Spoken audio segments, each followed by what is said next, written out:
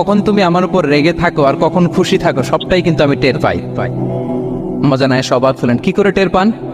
বিষ্ণু বলেন, যখন তুমি আমার উপর খুশি থাকো তখন দোয়ার সময় বলো লা ওয়া রাব্বি মুহাম্মদ, তুমি বলো হে মুহাম্মদের রব আল্লাহ, মদিনার উপর রহম করেন, আমাদেরকে ক্ষমা করেন, হে মুহাম্মদের রব আমাদের ক্ষমা করেন, এইভাবে দোয়া করো।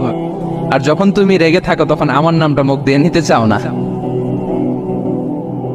তখন তুমি দোয়াতে বলো লা ওয়া রাব্বি ইব্রাহিম, হে ইব্রাহিমের আল্লাহ, হে ইব্রাহিম নবীর খোদা আমাদের মাফ করো। তখন তুমি আমার নাম নাও না, কৌশলে আমার নামটা বাদ দাও। আমাদের আয়েশা বলেন, ইয়া রাসূলুল্লাহ মা আহাজুরু ইল্লা ইসমাক, নবী হে আমি তো আপনার নামটাই শুধু মুখ থেকে বাদ দেই, আমার হৃদয় থেকে তো কখনো আপনারে বাদ দিতে পারি না। এটা ঠিক, তখন রেগে থাকি আপনার নামটা মুখে নেই না, কিন্তু হৃদয় থেকে তো আপনাকে সরাতে পারি না। সুবহানাল্লাহ। এই ছিল বিষ্ণুর সাথে স্ত্রীদের সম্পর্ক, প্রিয় ভাইরা।